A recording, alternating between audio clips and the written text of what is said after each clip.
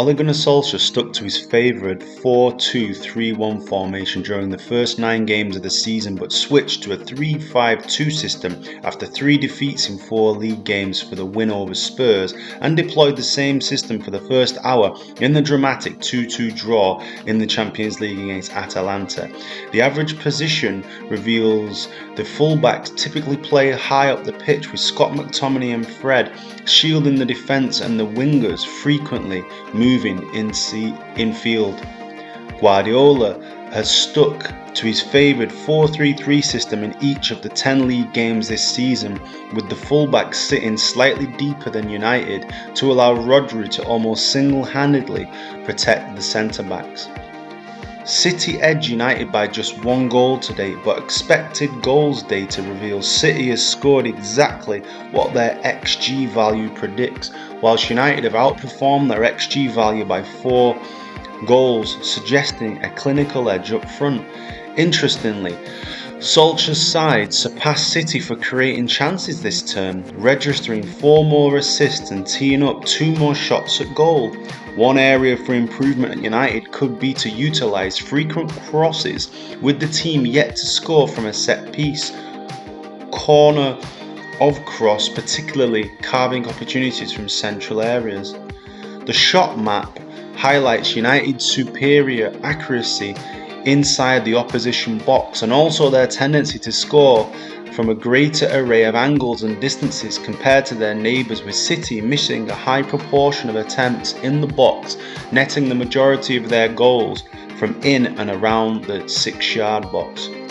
Another interesting correlation between the sides is how they attack in almost equal shares down the channels, both registering 41% of the threat down the left flank, compared with around 33% down the right, areas marshalled by Jack Grealish, João Cancelo, Luke Shaw and Marcus Rashford.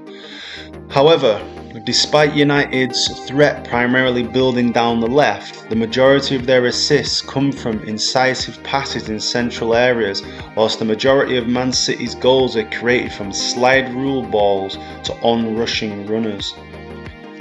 This table reveals United trio Ronaldo, Fernandes and Greenwood lead the way for goals with 4 each, whilst Phil Foden's 3-goal haul from just 465 minutes edges 5 teammates on 2 goals.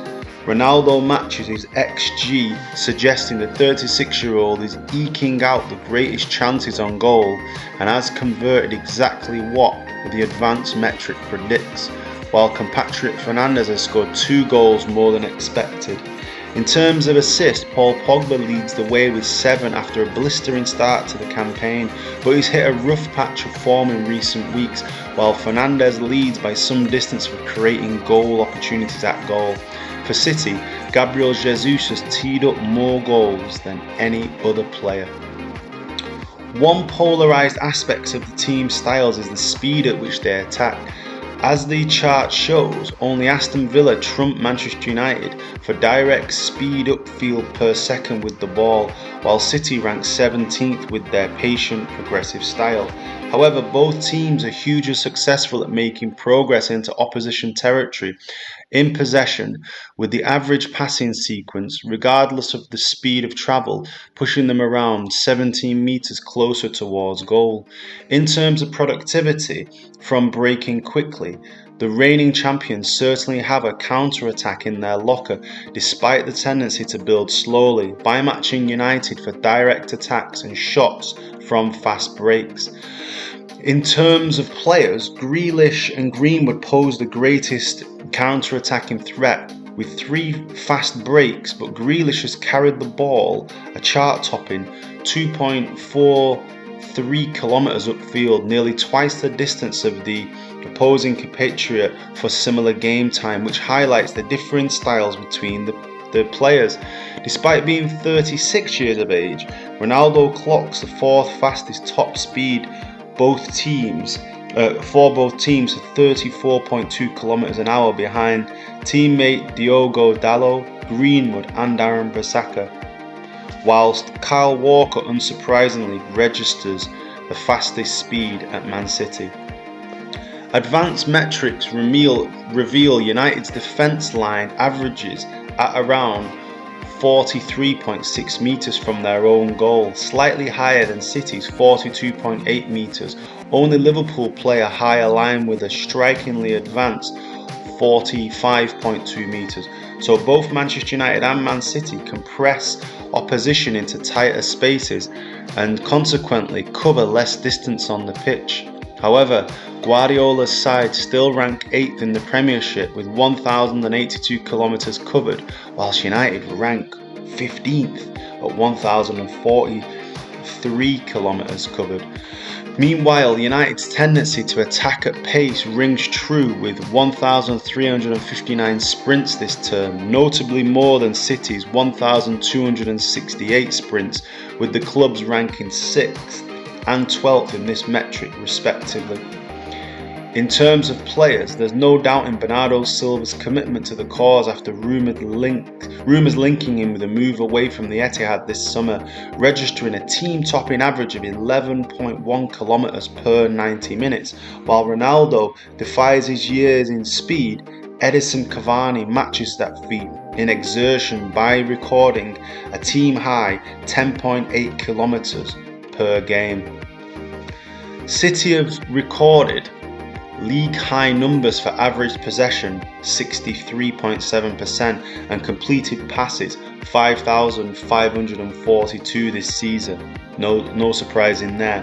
However, the scale of their advanced distribution becomes clearer when looking at their leading margin for passes ending in the final third, whilst their tally for build-up attacks provides further evidence for their methodical approach to advance upfield. The passing networks reveal common combinations between players, with Fernandes almost dovetailing with the centre forwards for United, while City's false nine typically uses movements to eke out opportunities for themselves and runners. In terms of zonal passing, United record noticeable distribution down Wan-Bissaka's flank in defensive areas and inside opposition territory down the left. City noticeable hotspots are in central areas just inside their own half and midway inside the opposition half just down the left flank, while recording a league-topping 205 passes in the penalty box. Ruben Dias tops the Premier League with 656 completed passes this season, but unconventional fullback Cancelo stands out for registering over only 10 fewer, but with a vast proportion of those made in the opposition territory, hitting a team-topping 61 passes in the penalty box. City might look to nullify United's key creator Fernandes, who has notched 90 passes in the box, some 30 more than any player at either club. Indeed, Atalanta man-marked the Portuguese in an attempt to diminish his influence. Pressing data is one of the many new metrics deployed by data provider Opta and shed light on how frequently teams and players press their opposition. Using that data, the chart below ranks all Premier League teams for this season, placing City in 12th and United in 15th. Many might expect City to rank amongst the elite in this metric, but the numbers are not adjusted for possession. With so much of the ball, City press less than a team who typically have an inferior share of the ball and also press frequently. However, the numbers certainly emphasise how Arsenal and Chelsea are currently hunting in packs effectively. The two metrics below highlight a noticeable area of concern for United, winning far fewer ball recoveries and registering an area of permeability in central areas just inside the opposition half. In contrast, City protect this area expertly to prevent turnovers and protect the high line from potential counter-attacks. Both teams have won around 80 high turnovers this season and score once after winning the ball back in those advanced areas. Both also tend to press hardest within a concentrated area at around 20 to 40 metres from the opposition goal.